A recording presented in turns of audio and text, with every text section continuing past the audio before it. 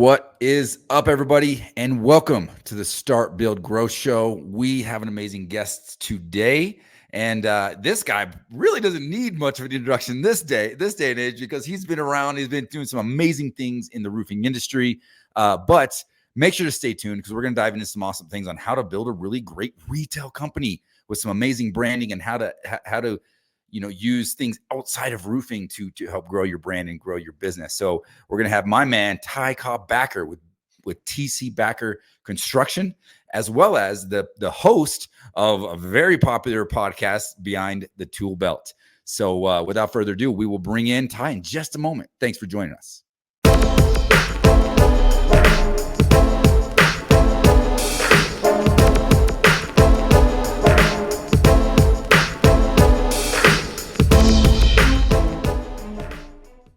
All right, my man, Ty, bro, always love what you're doing, man. Been following you for a long time.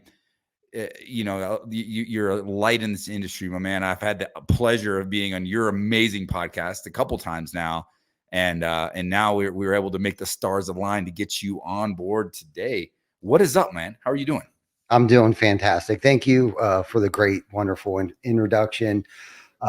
Little do probably many people know you were an inspiration for us for a long time, and still are, when it comes to podcasting and some of your educational stuff that you do. You got the roof leadership group and the Start, Build, Grow show. I love the Start, Build, Grow show and the guests that you have on, and the education that you provide on that. And what else do you have? The Roofing Academy. And of course you're a roofing business owner. So we have a lot in common. And we're trying to make an impact, but you have definitely have inspired me and our team to want to be, better podcasting, be a better educator. And along with that comes with a lot of learning curves and things like that, especially when it comes to self-mastery and business and entrepreneurship and stuff like that. But you throw a lot of great free content out there for a lot of us to absorb and to practice it in our daily lives, personally and professionally. So thank you for that, Randy. Man, I very much appreciate that, brother. Yeah, that was that when your arms stand up in your when your hair stands up in your arms, like that's what I'm getting right now. I appreciate that. I feel I think we're kindred here, but I've been so blessed to be in this industry. I mean, I was in a rough spot. You guys have listened to the show, my story. You can read the book, all the things, but like I've been so blessed to be in this industry, and it's provided a life that I just could have never dreamed of. And I think it's not just mine, but it's those of us who have experienced this. It's kind of our, in my opinion, I believe it's my duty and my obligation and it's an honor to be able to share that and try to help the industry and serve the industry and help as many people as I can, just work through maybe some of the challenges and avoid paying the dumb tax that I already paid for the last 20 years of making dumb mistakes, right? So that's why I do this. That's why we do the show. So if you're just tuning in, we've got over 300 episodes. You can go back and see stuff from 5-6 years ago all the way up until now, and pick and choose your topics and things that are interesting of you. And if you're just tuning in, thank you and welcome. Make sure to click that subscribe button and interact with us. Shoot us some comments, connect with Ty. We'll give you some more information at the end. So in traditional fashion, man, I mean, this show is about sharing the entrepreneurial journey in the roofing space, or really in the contracting space. And obviously I'm in roofing, you're in roofing. A lot of our, guests are in roofing, but it's not just roofing, like trades, the service industry, the trades industry, like anywhere where you're doing work on someone's house, or you're providing a service to a homeowner. You can learn a lot from this show, and from really the journeys and the failures and the mistakes that we've all made as entrepreneurs. So that's why I generally like to start with a little bit of a story, my man. How did you get into roofing? What did you do before this? And give us a little context as to how you got TC Backer Construction. Oh my. So, I do get asked this question quite often, and a lot of times I give the sugar coated version, but I'll be honest with you, I really had nowhere else to go. Roofing found me where I was kind of, in a dark, bad place in my life. And I did the geographical change and moved to York County. My sister and my brother-in-law lived up here, and and for employment and stuff like that. Where we're from, it's not that there's not employment there, but just here where we're at now today, there's a lot more opportunity and stuff like that. So I made the journey, an hour west of where I kind of grew up from and where my mom and dad live. And my brother-in-law started a siding business shortly after I moved up here, and of course I went to work for him. But going back a little bit, I am from a long line of master carpenters. My dad's a master carpenter. My grandfather, his dad, my uncles, his brothers are all master carpenters. So I've always known how to, read a tape measure, use a hammer, skill saw, things like that, and I've been pretty mechanically inclined. So when I got into the siding industry, first and foremost, it was siding. That's kind of a lot like carpentry, right? So there wasn't much, of a learning curve there. And of course, I enjoyed using my hands, using my brain, and seeing a stack of siding sitting there, and opening up the boxes, figuring out where we're going to start on the house first. So by the time we get around to the corner where we started, where we want to finish, and make sure everything lines up and all that stuff. So I was pretty young. I want to say I was probably like 23 years old, and didn't have, like I said, not a pot to piss in or a window to throw it out of, and pretty much ruined whatever opportunities, that I had, whether it was I had a baseball scholarship, blew that. I had, scouts, looking at me to play semi-pro baseball. I was actually playing semi-pro baseball at the time and kind of blew that up. But anyhow, did that for a while, worked for him, and we built, and I say we because it was a family business. We built a pretty sizable siding, and then got into the roofing space about a year or two into that. And working for family is not always the easiest thing. I don't know if you've ever worked, or anybody out there listening has ever worked for family, but the expectations are really high for each party, right? Whether you're the one working for family or, vice versa, the expectations, and there's always three sides to the story. There's their side of the story, my side of the story, and then of course the truth. And did that for many years. And back in 2008, I decided, I think I want to do this. I feel like I'm being held back a little bit, and I want to get into this and do it by myself. And that's what we did. We just celebrated 16 years on the 7th yesterday. I think it was yesterday or 2 days ago, Monday. Yeah, Monday on the 7th. So 7708. TC Backer Construction was established. It was born, out of a dream. And I've always kind of had that entrepreneurial spirit. My family has always owned a restaurant and bar. And so I kind of grew up in the bar industry, and that's kind of where I found the dark side of being a child growing up in a tavern atmosphere, and those, my elders at the time, taking me under their wing and not knowing how negative of an impact, my environment was having on me at the time. I think my parents, nor did, the elders that were patrons at the establishment, were having on me. So, but anyhow, fast forward 2008, I'm in my living room, and I'm like, what am I going to do now? Because I basically quit working for my brother-in-law. And I was like, you know what? I'm going to go trade my Ford Explorer sports tracks, one of those little Fords that had a 4-foot bed in for an 8-foot F-150 red pickup truck, and go buy a used ladder rack and call myself TC Backer Construction. And I think that's what's so great about living in this country today. Nobody said that I couldn't do that. So I really haven't looked back. Of course, I'm from the production side, so I was trying to drum up business, and write the estimates, pay the bills, do the installs, all encompassed, like everything, at one time. And of course, that's probably a whole nother topic we can talk about later, spreading yourself too thin. And I did that for a long time. And not that I didn't attract good people to the company, but what was happening is I was afraid to let go of things. So, eventually at some point in time, I had to start letting things go, so then we could blossom, and I could start working on the things that were most important in the company, not necessarily in the company, but more so on the company. And I think, Randy, you and I have spoke about that before. But anyhow, I grounded out. I lived in the city of York, and it began in my living room. That's where my office was. And we're actually getting ready to do a documentary of like where we were when we started, on the streets of York City, which is about 40 miles north of Baltimore, Maryland. Um, it is, I don't want to say it's a suburb of Harrisburg, but we're kind of like 20 miles south of Harrisburg, and 200 miles each way, I guess, would be, to our west would be Philadelphia, to the east would be Pittsburgh. So we're kind of like the melting pot here, on your way to New York, Philadelphia, Pittsburgh, Baltimore. So it's kind of like the stopping off point where 95 comes up through 81, 83, all that Route 15. So we're in a good area. So it's not very difficult to drum up business or create a reputation or even ruin a reputation. But when I left my brother-in-law, I felt like, failure was not an option. And I knew that I wasn't going to go back to work for him, because when I left on bad terms, Mhm.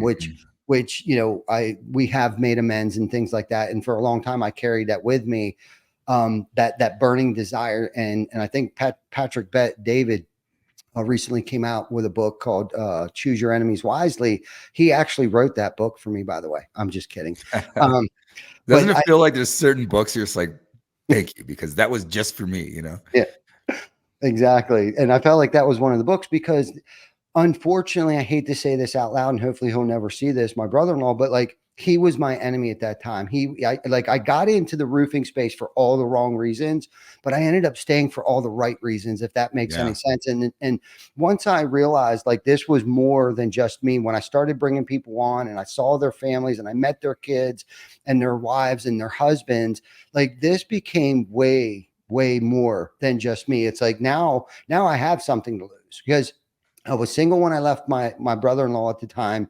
So I wasn't married. I had kids, and but I didn't really have anything to lose. So to take that risk early on in my entrepreneurial journey, I felt like, I had already lost everything in my past life. So I wasn't necessarily concerned about like losing anything, because up until that point, I really didn't have anything to lose yet. Yeah. You know what I mean? So that risk and that gamble, and I didn't have like a significant other holding me back, telling me that it was a bad idea to leave my, stable, job with benefits and all that stuff with my brother-in-law. So I took that entrepreneurial leap, and we started to bring people in, and I learned right away, like, this isn't about me. This is about everyone else. And I want to say probably about 2011, so about 4 years into it, insurance laws changed, and I found out real quick, for the betterment of the company, I had to make a decision. Does everybody go from 1099 subcontractors, or do we put them on the books? Because workers' comp changed, general liability changed, unemployment laws changed, all these things changed. So everybody, I had a decision to make. Everybody that worked for me either had to start getting their own workers' comp and general liability insurance, or we put them on the books. So of course, that was terrifying, because who wants to pay an extra 25 cents per dollar, and just all, the overhead and all that stuff.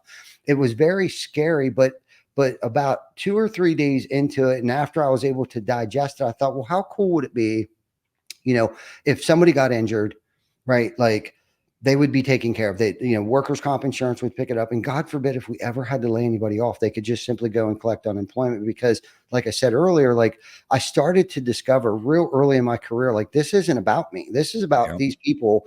And this is like, this is their livelihood for them. Yep. So if they get injured, we got to lay them off. So that seed was planted. So I thought, well, how cool would it be? So we decided to do it. Everybody is W-2. I don't care if you're installing gutters, if you're a salesperson. We went straight W-2. We've since then, we have never had 1099s workforce, other than our subcontractors that we use for actual, roofing, siding, window replacement, Sure. and stuff like that. But we have our in-house roofing crews. We have our in-house gutter crews, window crews. Today, we are an actual construction company. We're not a paper contractor, and there's nothing wrong with that.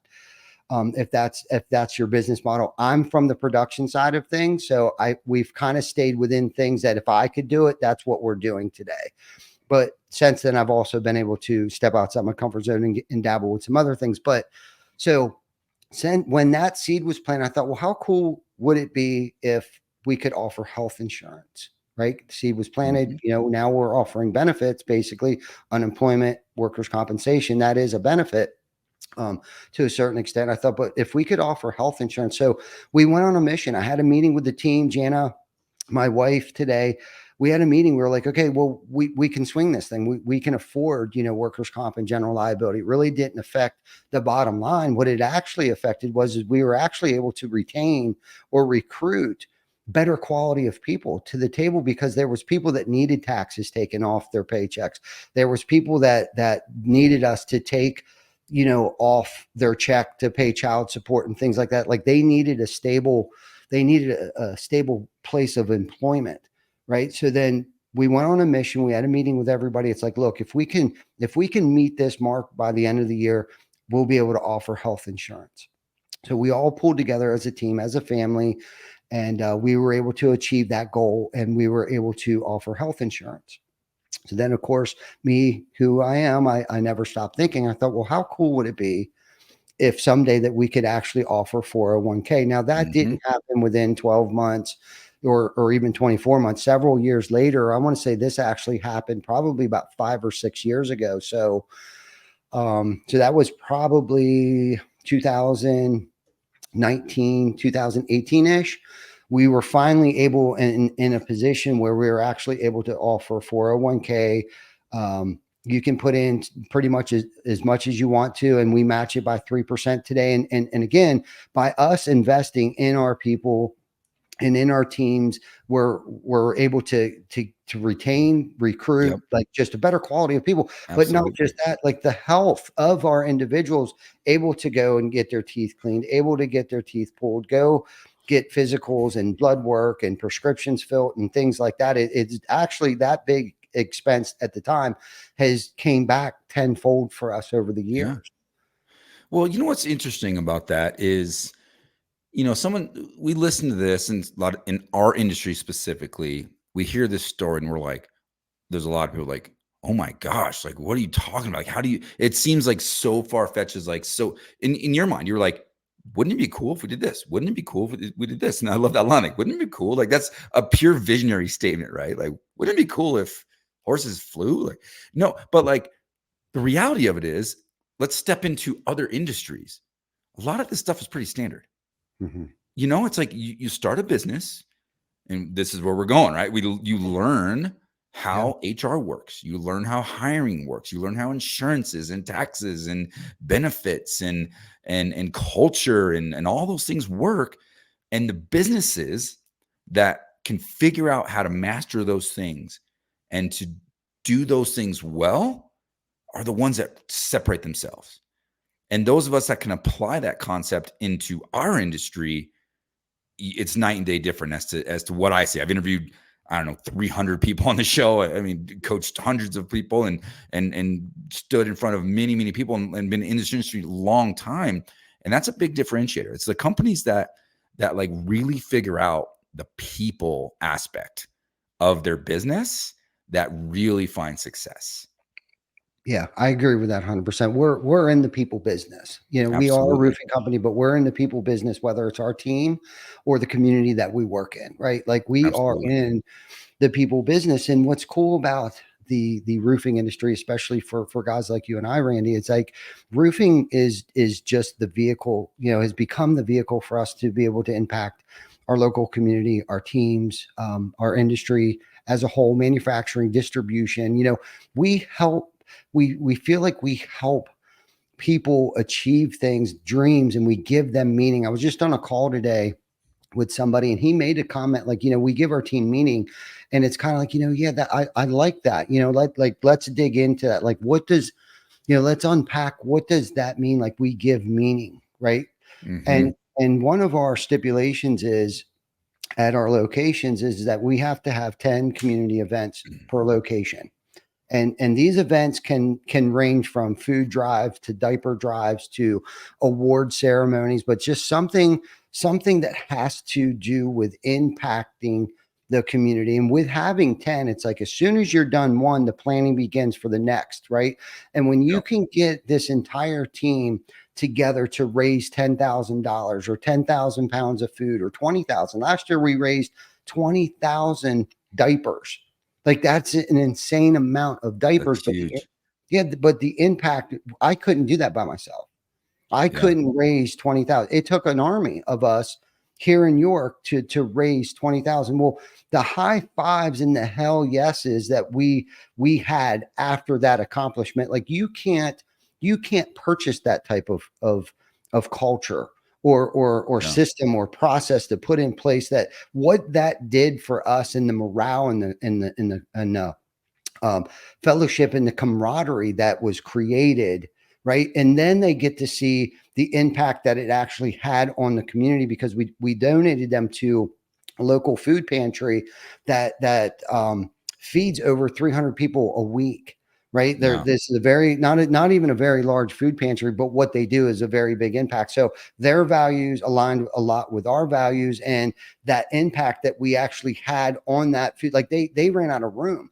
They had to Yeah. give us another room in the church to store these diapers. And it's like, heck yeah. So now what that has done, that has encouraged other companies in our local area here to want to try to top that.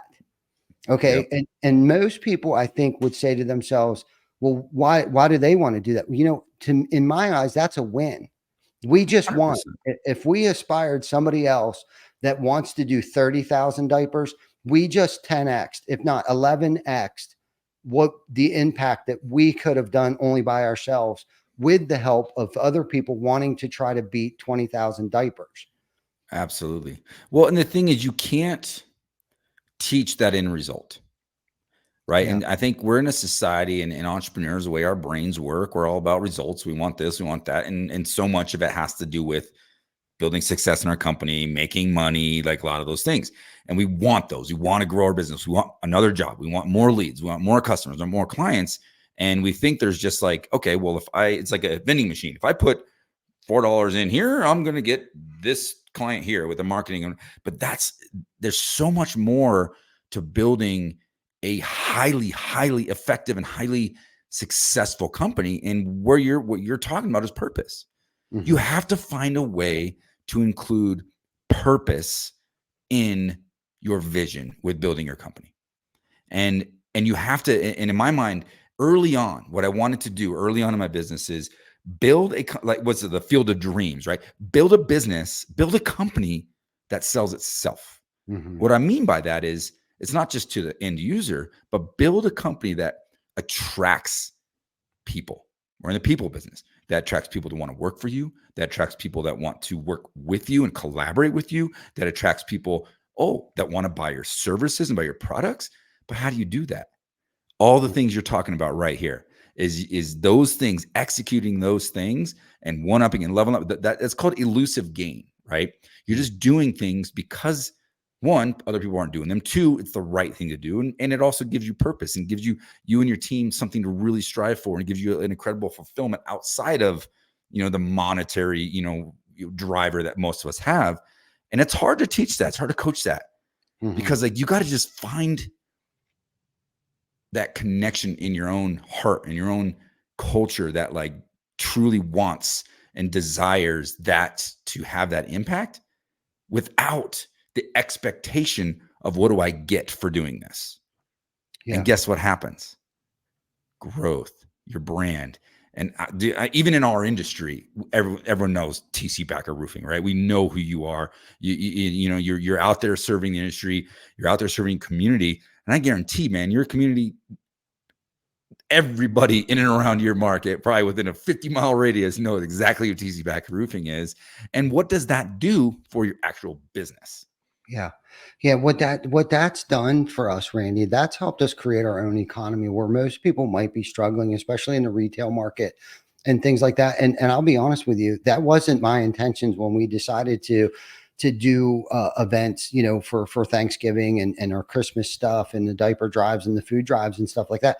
That was more so trying to give back what I felt like has been so freely given to me when I came into the roofing industry. I kind of felt like I needed to pay it and play it forward, Mm-hmm. in our industry. But like you were talking about, it's like, it's almost like we need to stop just like trying to earn money. We need to stop trying to make money and start focusing on working on ourselves, right? Yeah.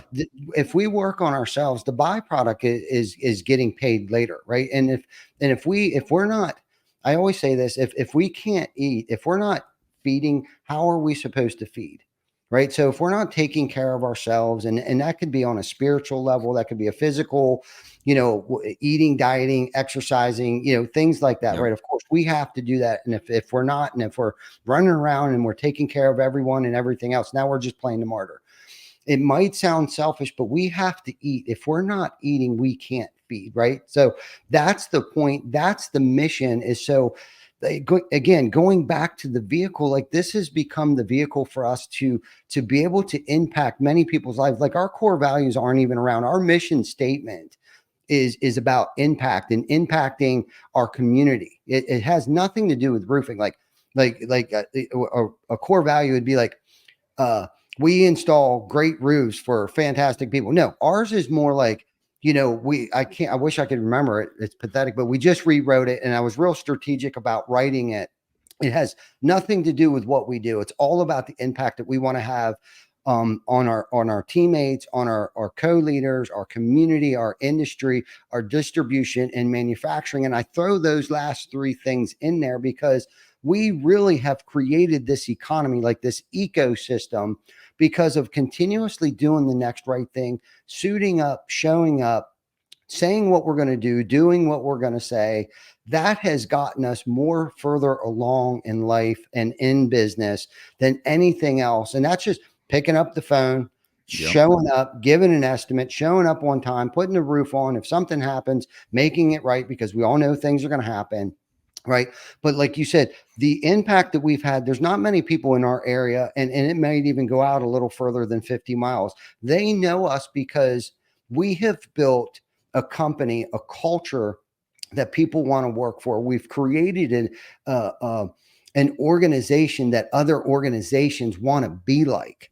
And for me, like you said, as a visionary, when I set out July 7th, 2008, that was my vision, was to make my mark on this earth, not as a negative impact, but as a positive impact on this community that has been so good to us, who has given me the opportunity, whether it's the local federal credit union, to the food banks that put food in my stomach or put clothes on my back. I felt like I owed that debt to society 10x. I felt like that I was given, an extended warranty, and I'm on borrowed time. And am I gonna take that for granted, or what am I gonna do with that extended time, that extended warranty that I've been given? And I chose to have an impact on as many people's lives. I don't have a number yet in my mind, and I should probably put a number to that. Like, I want to impact 1 million people, but this is the crazy thing about legacy and impact. Once you go down this path and this mission to have impact on people's lives, we've had people come through our organization, and I say this humbly, that when you come through our organization, and if you do leave, you leave a different person.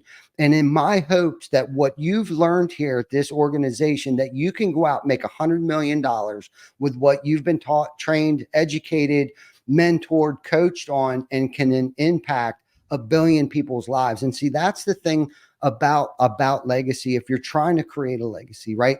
The catch 22 is, and where you have to be okay with it is if someone does come here and they go out and they start their own roofing business, or they're a salesperson at another organization, and what they take with them, they're not going to give you the credit that, yeah, I'd learned that over a TC Backer Construction. But the important thing about that is, and I'm okay with it today, and it's taken me a couple years to mature, I think, to be okay with that, because the win is that they're going to go and impact, I don't know how many people's lives, and they're not even going to know where the origin of that impact originated from. Does that make Yep. sense? Yep.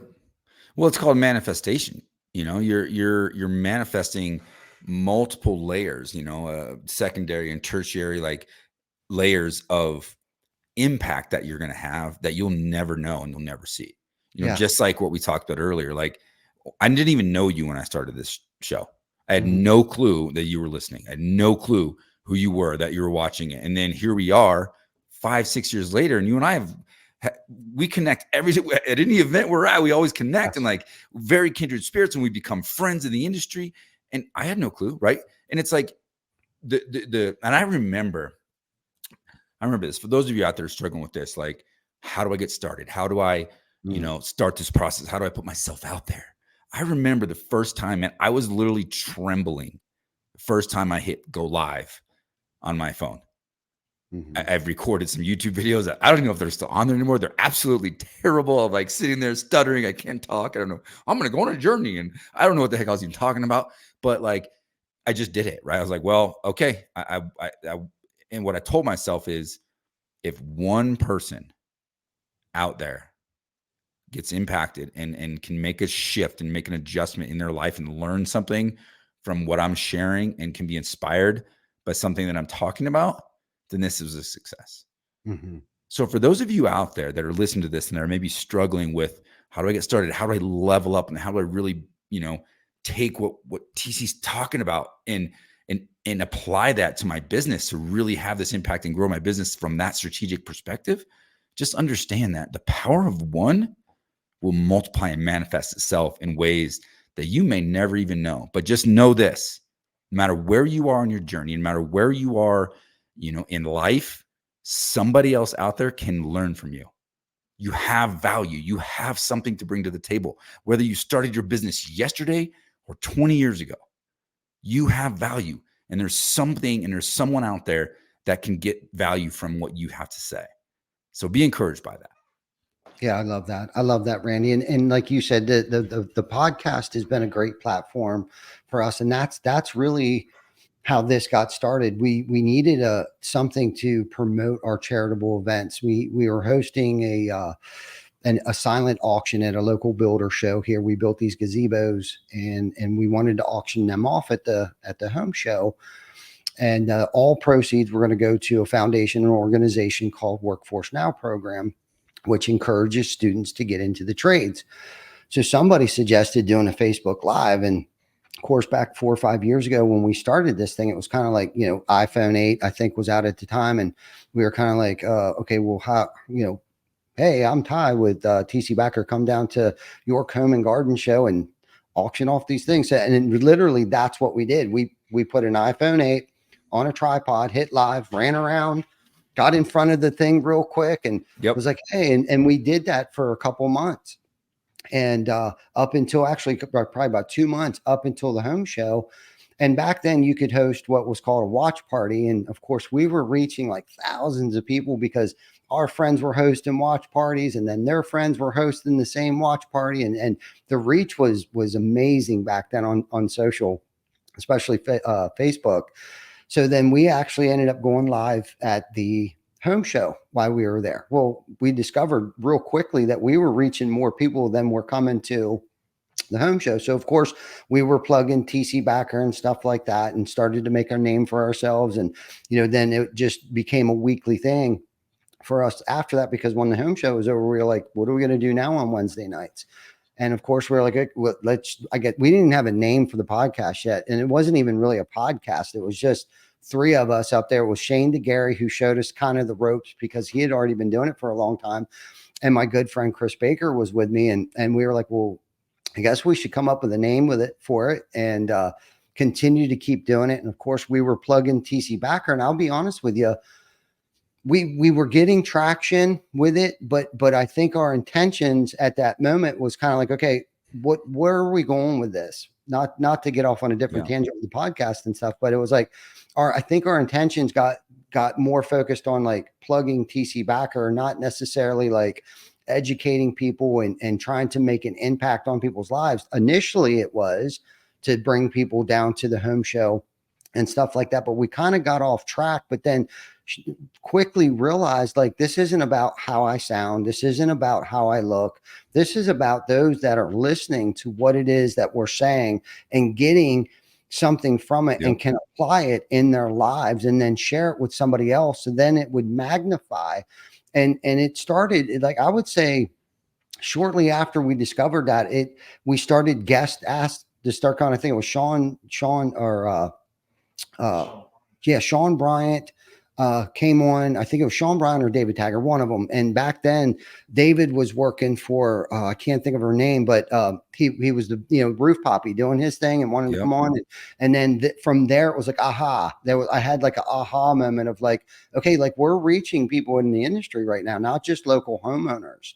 We're reaching people in the industry, and they're actually gaining something from this. So it was kind of like one of those learning curves of realizing that, because of podcasting and social media and social commerce and things like that, this is just kind of became another platform for us to be able to impact people's lives throughout, going back to our industry, distribution, and manufacturing.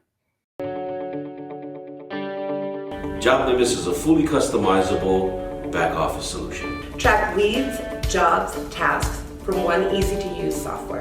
And with the largest ecosystem of integrated partners, if we don't do it, we have a friend who does.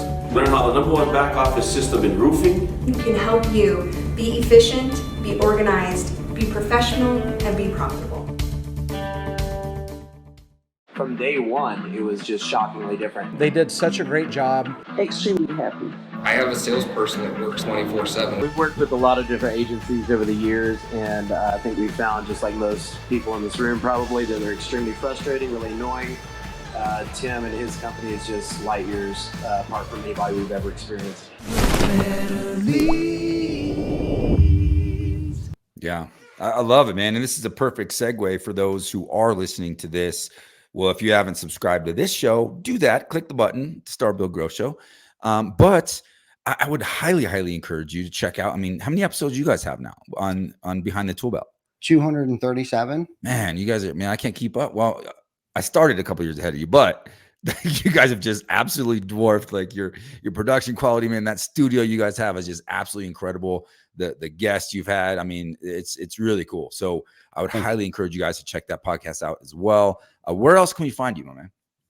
So we're on YouTube, Spotify, Google, and Apple now.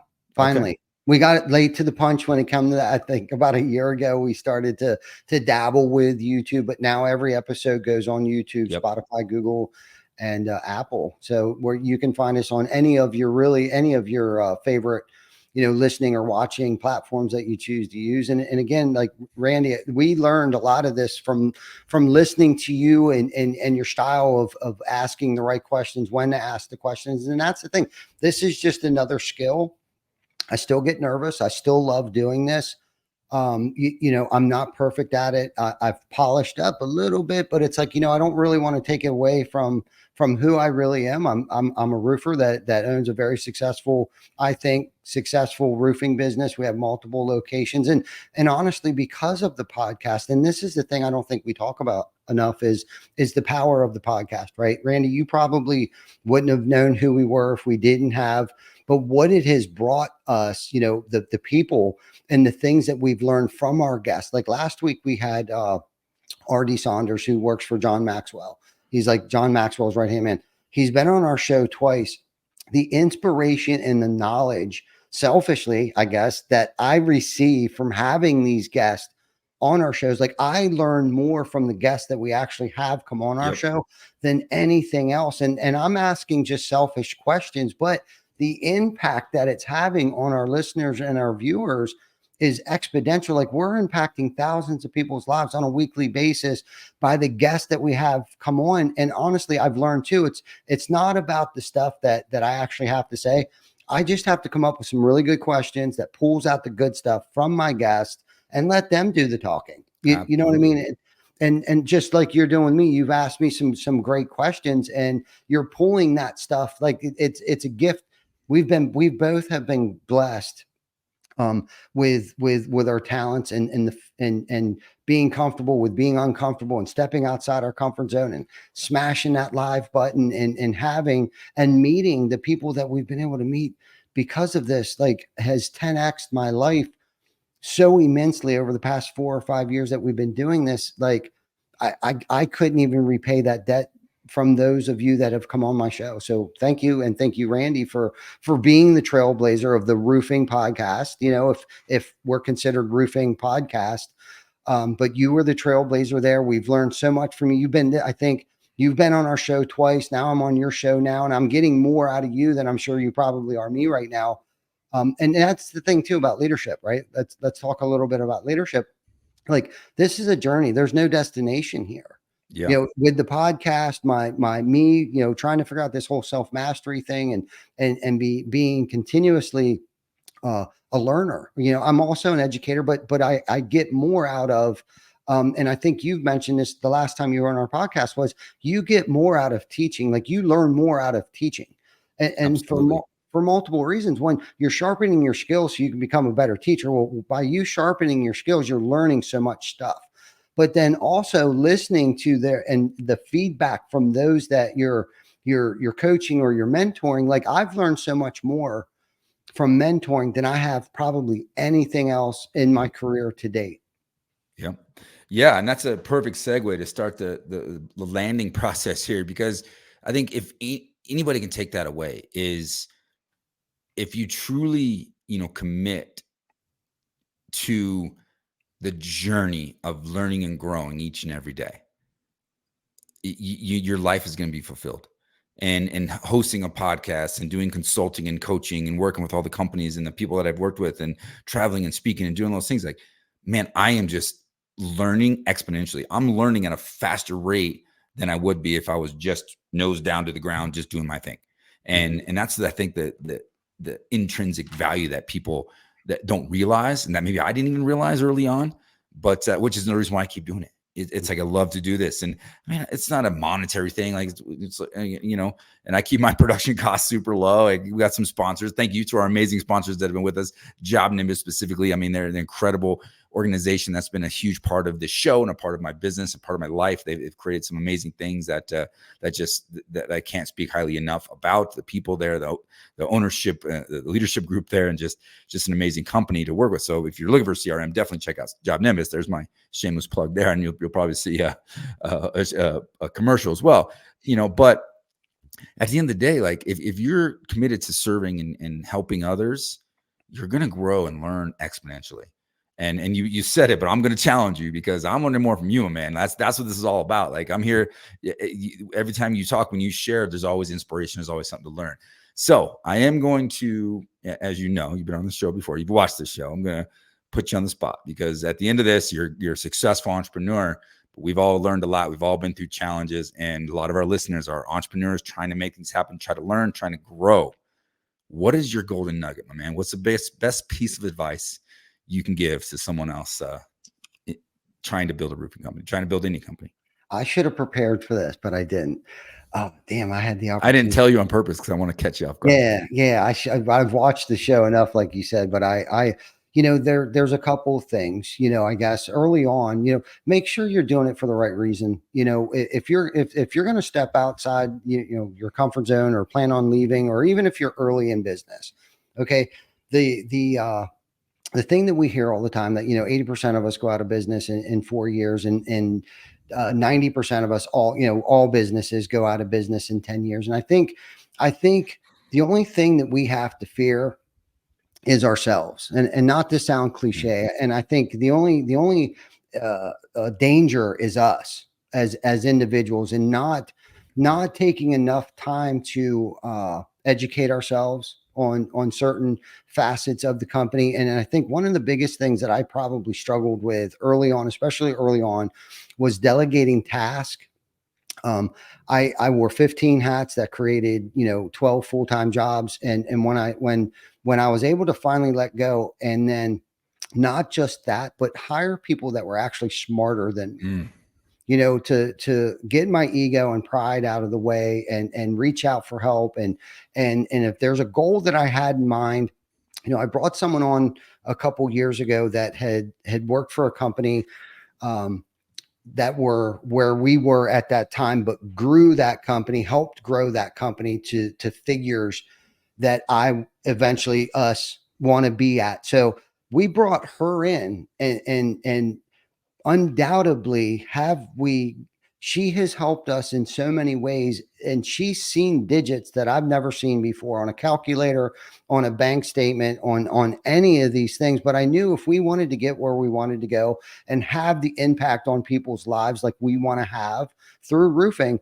that we needed to bring her in. And I think just get out of the way, get out of your own way, bring people into your organization that are smarter than you in certain aspects of whatever it is that you're working on. And I always go back to this. I always say, could I create a website? Of course I could, but why would I take 3 months to figure out how to create a website when I could hire a website designer that could do it in probably 30 days, when there are other things in the business that I should be working on that are probably more detrimental to the company than me trying to figure out how to create a website? Like, it just makes no sense.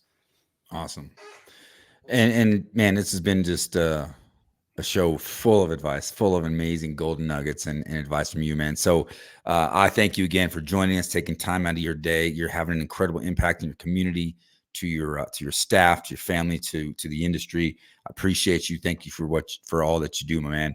And take care, everybody. If you like the show, hey, feel free to reach out to myself, reach out to Ty. We'd love to have a conversation and chat with you and do whatever we can to serve you on your growth journey as well. Take care. Like, subscribe, share with someone you care about, and God bless.